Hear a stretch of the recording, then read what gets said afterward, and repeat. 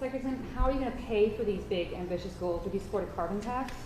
You know, I am going to lay out how I will pay for these goals because I think the public deserves to know. But let me just make a couple of quick points. A lot of these changes will pay for themselves. So there will be front-end money needed. I was talking to Elizabeth and Keith and other people here about where the funding came from in order to build this and make it so state-of-the-art. And yes, federal money, state money was necessary to get it going.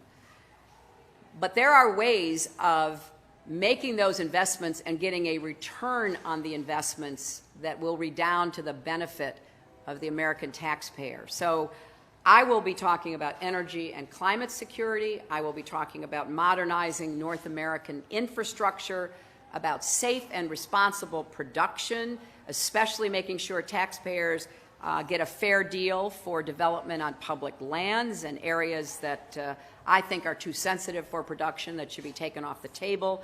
I mentioned the coal communities. I feel a personal obligation to make sure that we do what we need to do to keep our promises to people in coal country, and then a collective, collaborative effort to make sure that we're doing what we can at every level of government, with our private sector, with our academic institutions, and so many more.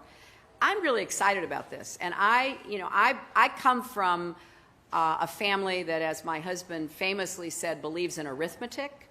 I watched the balanced budget and the surplus that President Bush inherited from my husband be dissipated, ending up in a terrible financial crisis that President Obama inherited. So I intend to be a good fiscal steward, but there are investments we need to make that will pay off today, tomorrow, and years ahead that I will make the case for and do everything I can to get to where I know the country can go to achieve the goals we've set.